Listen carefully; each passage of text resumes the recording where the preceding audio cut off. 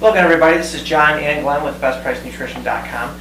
Today we're going to talk to you guys about green coffee bean extract, specifically Svital. Is that how you say it? Svital or Svetol. Svetol, yeah. However you want to pronounce it. And pretty much what that is it's a trademark name of green coffee bean extract.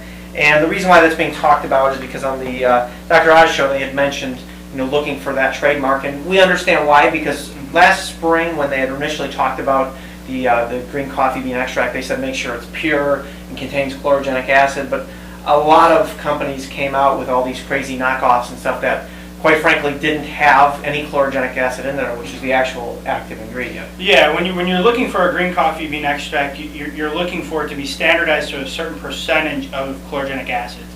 You'll see some products out there that just say pure green coffee bean, however many milligrams, but not listing the amount of chlorogenic acids, and that's really what you're looking for, because a lot of the research is done on the chlorogenic acids. Yeah, all of the research. Oh, actually, and like saying pure and stuff like that, it sounds well, but pure is something that somebody could easily replicate on the label. So that's why you're seeing the Svital or Svetol in terms of using the branded trademark name. So that's what that comes down to. You're getting that as a label, and exactly. You're getting 45 to 50% chlorogenic acid. Now another one that was originally mentioned on the show last year was the Genesis Today, the pure green coffee bean extract. Now there's nothing wrong with this one. This one does have the chlorogenic acid. However, it didn't have the Svital, so it was people trying to replicate it and trying to make a quick buck. So that's kind of what had happened and why you're seeing that. So the ones that we've carried have chlorogenic acid in there, and I believe Dr. Lindsey Duncan, who's actually on the show, had done a video to actually combat that where he mentioned us specifically, correct? Yeah, there was a press release also released with our name saying we were a trusted company, because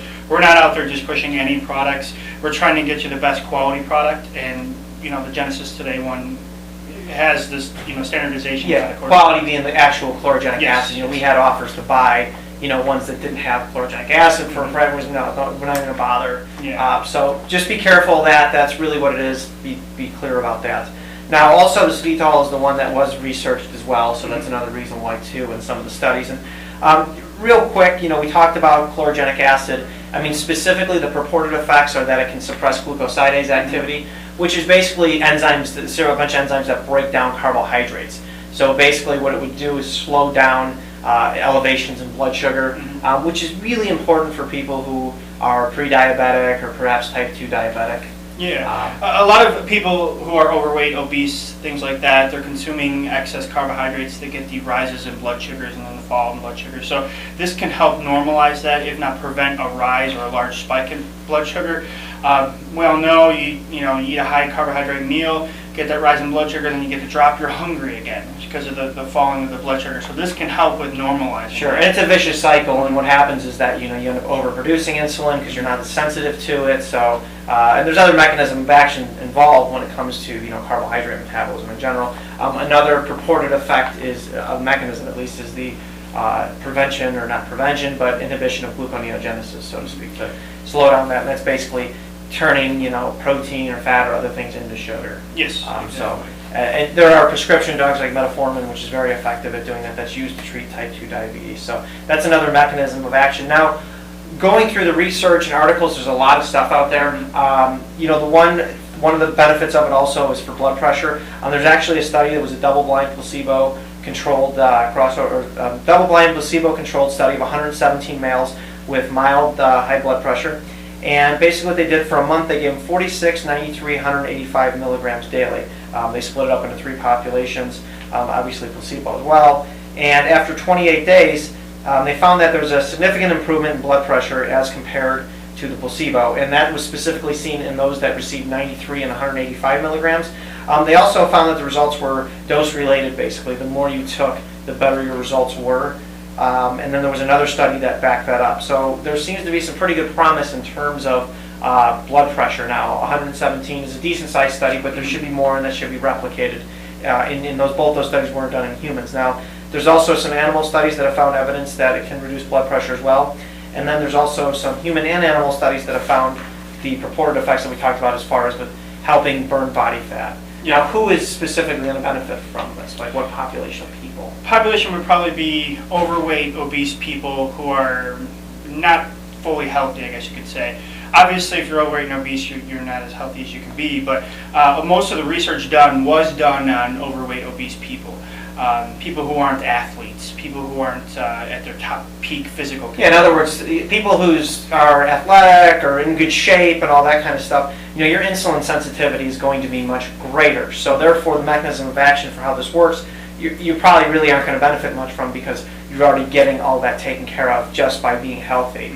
Those, like we talked about, who are pre-diabetic, obese, that's where the promises come in the studies. Those are the people that we've seen some of the results in terms of them being able to lower body fat levels.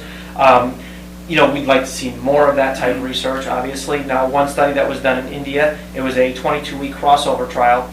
Basically what the researchers did is they assigned 3 groups, placebo, then they gave another group 3 times a day, 350 milligrams of green coffee bean extract at 45% chlorogenic acid, and 2 times a day, 350 milligram doses. And what they would do is they put them on a specific regimen for 6 weeks, be it the 3 at 350, 2 at 350, or placebo, with a 2-week washout period in between. So the 22 weeks actually turns out to be about 18 weeks due to the 2 gaps in between for the washout period. Now, the interesting thing is that the calorie intake, it was not group specific, but it amounted to no more than about 2% change the whole time. So that's pretty good, and we did see some pretty interesting results in terms of body fat loss, about a pound a week in some of the individuals. Now, the issue that I had was how the body fat is being measured. Yeah. Sometimes that's not the most accurate. Calipers can be good if the person doing it with the calipers is very good, or underwater weighing, and even the efficacy of that has been questioned too. So we'd like to see more of these studies, because there doesn't seem to be promise in this area specifically for population we talk about, pre-diabetic. Definitely, because there's also the other health benefits too. So we're hoping that more research comes out on the weight loss aspect of it, the blood pressure aspect. It is an antioxidant, being that it's green coffee. There's caffeic acid in there, specifically in the Svital. I believe they have 15% caffeic acid in here, so and that's in the Svital one. So we do know that's in there as well. As far as caffeine content, it's low. It's very low. I think the Svital, less than 2% caffeine. So it's 200 milligrams. Okay, what is it? 10, 20, yeah. So you're under 20 milligrams, no matter how you want to slice it. And I think with the Genesis Today original pure green coffee bean, it's around 12 milligrams per serving. So a very low dose caffeine. Most people probably wouldn't even feel the effects of the caffeine. Some people are very sensitive to it, may notice something from it, but yeah, that's a really low dose. To put that in perspective, a cup of coffee on average is about 125 milligrams. Obviously, it's going to vary a little bit from place to place and things like that. Other questions we get are, who can take it? Well, anyone, but as we said, those who are overweight and are probably going to be the best people to take it. As we said, people otherwise in good shape probably won't see much of the benefits from it. You'd probably be better off just with actual coffee, the caffeine and things like that, which, as we know, can have a lot of benefits. It's not gender specific either. Men and women, everyone can take it. Yeah. Side effects are an unknown, so we do know that much from the research. There are many side effects. We also get a lot of questions, women asking, can I take it while breastfeeding? Can I take it while during my pregnancy? I don't generally see anything wrong with that. We still would probably recommend you speak with your doctor just to be safe. It is just, all green coffee is the coffee before they roast it. Well, there'd be no reason to take it while you're pregnant. You shouldn't really be trying to lose weight while you're pregnant. You should probably control that with diet. But if you're nursing, though, like you said, I'd say maybe just to be on the safe side, pump and then take it if that's what you're going to do. That's usually a recommendation with caffeine, because that can be passed through mother's milk. Just to pump and then have your coffee, so then you have to give yourself at least about 4 to 6 hours for it to clear. So that would probably hold true here. Other question is when, how much to take? Well, it's 400 to 800 milligrams per day, usually before a large meal, typically a carbohydrate-containing meal. That's ideal. So for some people, it can be 3 times a day. It really depends. You're not gonna overdose on it. No, and with it being such a low amount of caffeine, you're not gonna feel. Yeah. So for instance, in this one, 1 capsule is 200 milligrams. So about 2 capsules would do the job before a meal. Some people may want to go up to 4 for 800 milligrams. And with the Genesis Today, the original one, 2 capsules is 800 milligrams, so you may want to do 1 or 2 before a meal. See, that's the problem too, is that without more and more research done, we're not quite sure where the dose ideally is. As we said in the blood pressure study, it is dose dependent, so it does seem to go up as you take more. So that's obviously budget permitting. You could do a little bit more, i.e. doing the 800 milligrams before large meals. So large meals, yeah. So I think that answers all the questions. You know, we just try and give you guys honest advice when it comes to these things. You know, there's no miracle supplement out there. You know, we are in the business of selling supplements, but we're not in the business of unicorns and rainbows either. The reality is the supplements are there to fill gaps in your diet, not gaping holes. So all of these things always work better when you exercise, even if it's only 20 minutes a week. Make it intense, assuming you're otherwise healthy to do so. Eat a nutrient-dense diet. In other words, give your body what it needs to function. Eat good foods. If you're going to eat some junk here and there, try and limit it to 10% of the time, give or take. Yeah, and being what we said about it with its glucose regulation and things like that, this is not allowing you then to, I can have extra carbohydrates, or I can eat as much carbs as I want now because this is slightly inhibiting the absorption of it. It's not just a blank check to say go ahead and eat all the carbs. It's it doesn't work that way. So you definitely still want to monitor your diet. Exactly. It's not carte blanche. Eating a slightly hypocaloric diet along with this is going to help you lose weight even better. So that's definitely something we'd say. And the body is a very complex thing. We're biological organisms. So any one thing adding in or taking out isn't going to make all the difference in the world. It helps. It definitely helps in doing X or Y or adding in vegetables, things like that. It's always going to be beneficial. So we hope we're able to put that in perspective for you guys. Again, we were talking specifically about the Svital or Svetol.